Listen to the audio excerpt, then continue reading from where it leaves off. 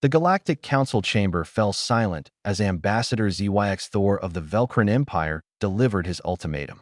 His crystalline form shimmered with confidence as he addressed the human delegation seated across the polished obsidian table. Your planet possesses no unified military force, ZYX Thor announced, his translator rendering his clicks and chirps into perfect standard. No orbital defense grid. No particle beam satellites. Your species is fragmented into hundreds of nations, each squabbling over resources and territory. Frankly, Earth is defenseless. Elena Chun, the human diplomat, exchanged a glance with her partner, Braxton Cole. Her dark eyes held something that made the assembled aliens uncomfortable, amusement mixed with something far more dangerous. Defenseless, Elena repeated softly, leaning back in her chair. Ambassador, I think there's been a fundamental misunderstanding about humanity. Braxton reached into his satchel and withdrew a thick, leather-bound volume. The book landed on the table with a heavy thud that echoed through the chamber. Several alien delegates flinched at the sound. This, Braxton said, his voice carrying the weight of authority earned from years of military service, is a history book, just one of thousands we've written about a single subject.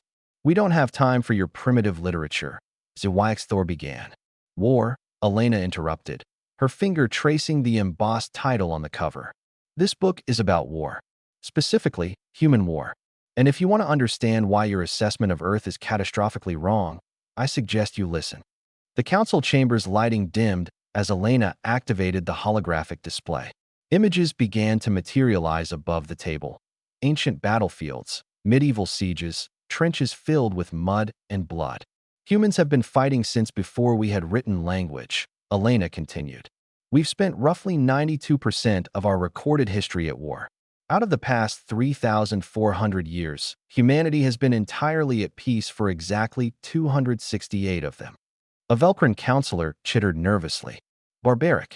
This proves our point. You're too busy killing each other to mount a proper defense. Braxton smiled, and it wasn't a pleasant expression.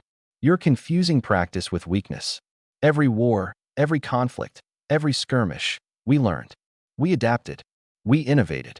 The holographic display shifted, showing the progression of human warfare through the centuries. Swords became guns. Guns became artillery. Artillery became missiles.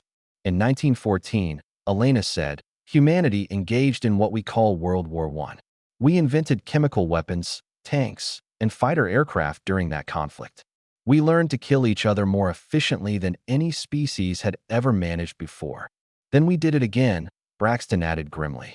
21 years later, World War II saw the invention of jet engines, ballistic missiles, radar, sonar, and he paused for emphasis, nuclear weapons. We split the atom and turned physics into a weapon that could vaporize cities. The holographic display showed the mushroom cloud over Hiroshima. Several alien delegates gasped. And here's what you need to understand, Elena said, standing now, her voice rising with passion. We invented these weapons to use against ourselves, against other humans. Imagine what we could do if we actually had a common enemy. ZYX Thor's crystalline form darkened with what might have been uncertainty. You would turn these weapons against us. If necessary, Braxton said, in a heartbeat.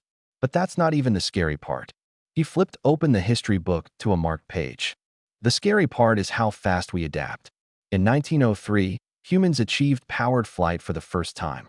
66 years later, not even a human lifetime, we put people on our moon. We went from horse-drawn carriages to space travel in a single century. Elena brought up new images, factories, assembly lines, manufacturing plants. World War II lasted 6 years. In that time, the United States alone produced 300,000 aircraft, 88,000 tanks, and 3 million machine guns. We can mobilize our entire economy for war faster than you can believe possible. But you said yourself, another counselor interjected, that you're divided. Hundreds of nations. How could you possibly? December 7th, 1941, Braxton interrupted. The United States was attacked at Pearl Harbor. The next day, we declared war. Within a year, our entire industrial base had converted to military production. Within 4 years, we had helped defeat 2 major empires on opposite sides of the planet. Elena leaned forward, her hands flat on the table. You want to know the real reason Earth is dangerous?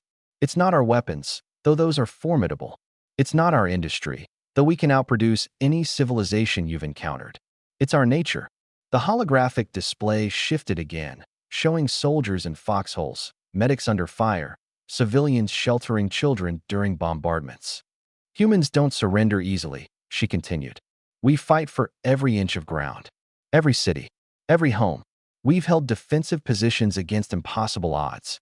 We've continued fighting even when defeat was certain.